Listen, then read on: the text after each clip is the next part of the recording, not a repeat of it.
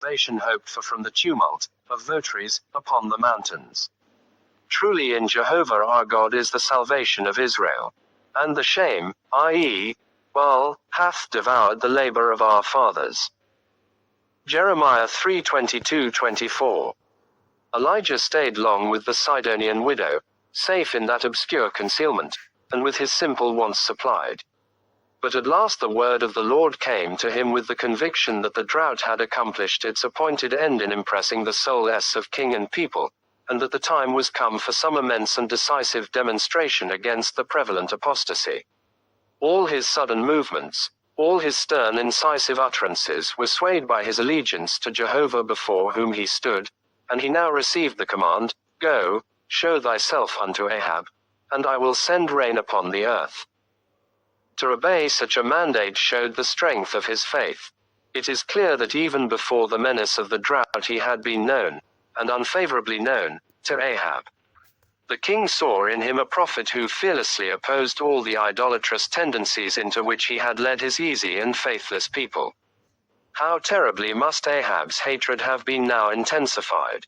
We see from all the books of the prophets that they were personally identified with their predictions, that they were held responsible for them, were even regarded in popular apprehension as having actually brought about the things which they predicted. See, says Jehovah to the timid boy Jeremiah, I have this day set thee over the nations and over the kingdoms to root out, and to pull down, and to destroy, and to throw down, to build, and to plant. The prophet is addressed as though he personally effected the ruin he denounced. Elijah, then, would be regarded by Ahab as in one sense the author of the 3 years' famine. It would be held not indeed with perfect accuracy, yet with a not unnatural confusion that it was he who had shut up the windows of heaven and caused the misery and starvation of the suffering multitudes. With what wrath would a great and powerful king like Ahab look on this bold intruder, this skin-clad alien of Gilead, who had frustrated his policy, defied his power, and stamped his reign with so overwhelming a disaster. Yet he is bidden, Go, show thyself unto Ahab, and perhaps his immediate safety was only secured by the additional message, and I will send rain upon the earth. Things had, indeed, come to their worst. The sore famine in Samaria had reached a point which, if it had not been alleviated, would have led to the utter ruin of the miserable kingdom. In this crisis Ahab did all that a king could do. Most of the cattle had perished, but it was essential to save if possible some of the horses and mules. No grass was left on the scorched plains and bare brown hills except where there were fountains and brooks which had not entirely vanished under that copper sky. To these places it was necessary to drive such a remnant of the cattle as it might be still possible to preserve alive. But who could be trusted to rise entirely superior to individual selfishness in such a search? Ahab thought it best to trust no one but himself and his vizier Obadiah.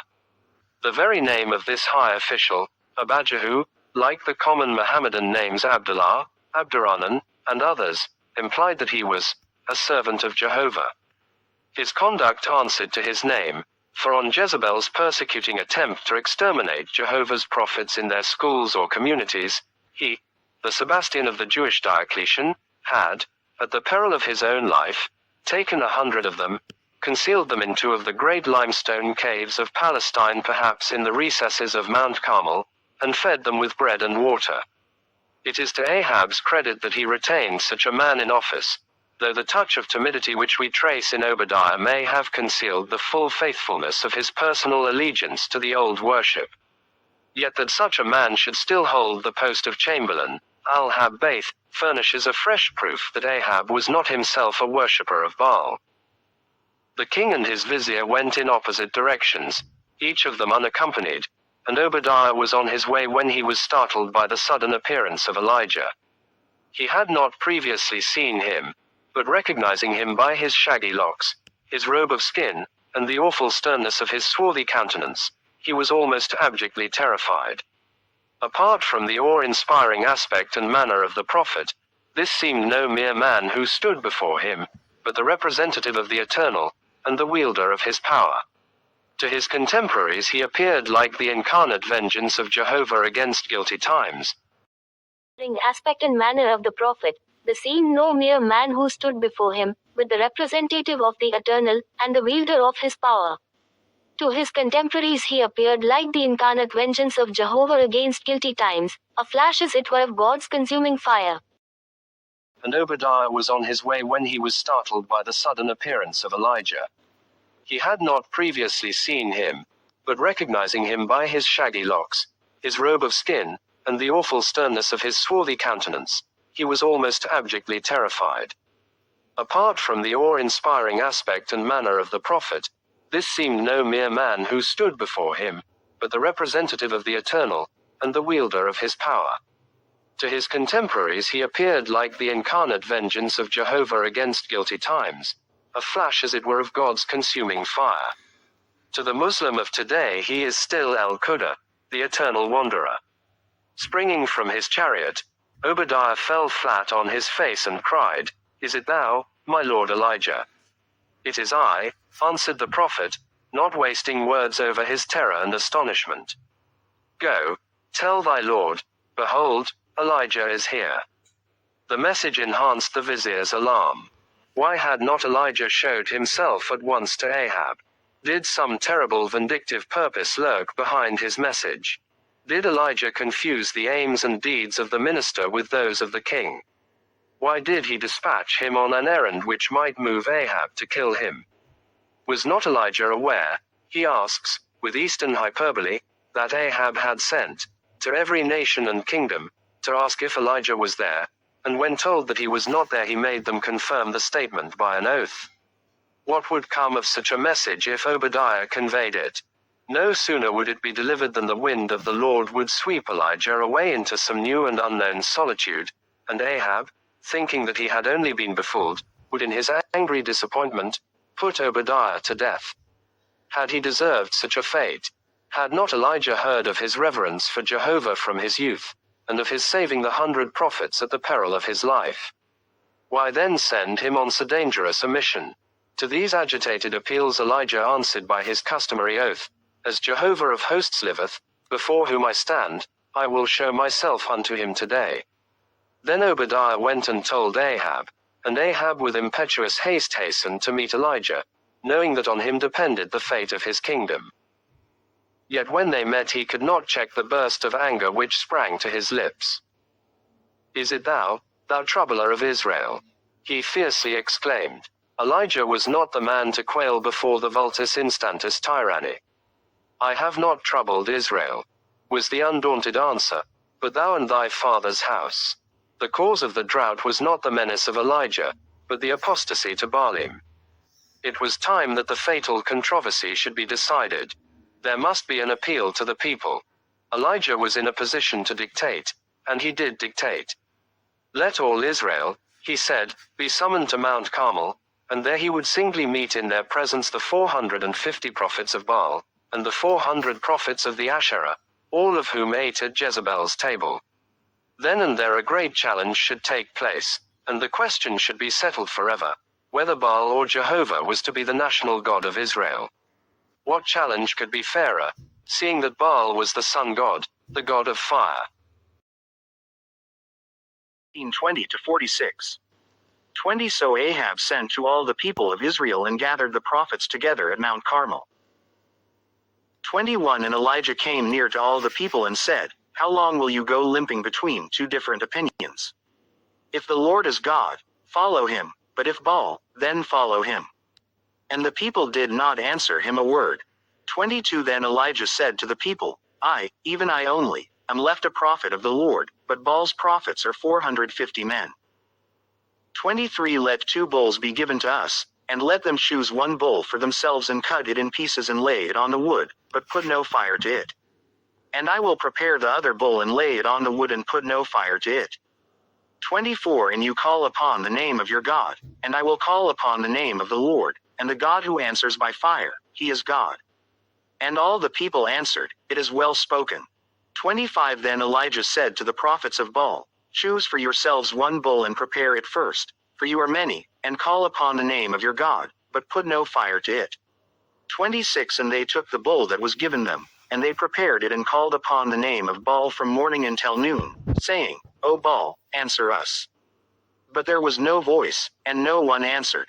And they limped around the altar that they had made. 27 And at noon Elijah mocked them, saying, Cry aloud, for he is a god. Either he is musing, or he is relieving himself, or he is on a journey, or perhaps he is asleep and must be awakened. 28 And they cried aloud and cut themselves after their custom with swords and lances, until the blood gushed out upon them. 29 And as midday passed, they raved on until the time of the offering of the oblation, but there was no voice. No one answered, no one paid attention. 30 Then Elijah said to all the people, Come near to me. And all the people came near to him. And he repaired the altar of the Lord that had been thrown down. 31 Elijah took 12 stones, according to the number of the tribes of the sons of Jacob, to whom the word of the Lord came, saying, Israel shall be your name. 32 And with the stones he built an altar in the name of the Lord. And he made a trench about the altar, as great as would contain 2 seahs of seed. 33 And he put the wood in order and cut the bull in pieces and laid it on the wood. And he said, Fill 4 jars with water and pour it on the burnt offering and on the wood. 34 And he said, Do it a second time. And they did it a second time. And he said, Do it a third time. And they did it a third time. 35 And the water ran around the altar and filled the trench also with water. 36 And at the time of the offering of the oblation, Elijah the prophet came near and said, O Lord, God of Abraham, Isaac, and Israel, let it be known this day that you are God in Israel, and that I am your servant, and that I have done all these things at your word. 37 Answer me, O Lord, answer me, that this people may know that you, O Lord, are God, and that you have turned their hearts back. 38 Then the fire of the Lord fell and consumed the burnt offering and the wood and the stones and the dust, and licked up the water that was in the trench. 39 And when all the people saw it, they fell on their faces and said, The Lord, He is God. The Lord, He is God. 40 And Elijah said to them, Seize the prophets of Baal, let not one of them escape. And they seized them. And Elijah brought them down to the brook Kishon and slaughtered them there. 41 And Elijah said to Ahab, Go up, eat and drink, for there is a sound of the rushing of rain. 42 So Ahab went up to eat and to drink. And Elijah went up to the top of Mount Carmel. And he bowed himself down on the earth and put his face between his knees. 43 And he said to his servant, Go up now, look toward the sea. And he went up and looked and said, There is nothing. And he said, Go again, 7 times. 44 And at the 7th time he said, Behold, a little cloud like a man's hand is rising from the sea.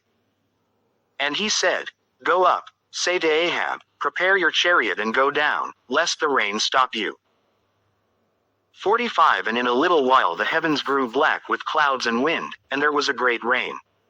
And Ahab rode and went to Jezreel. 46 And the hand of the Lord was on Elijah, and he gathered up his garment and ran before Ahab to the entrance of Jezreel.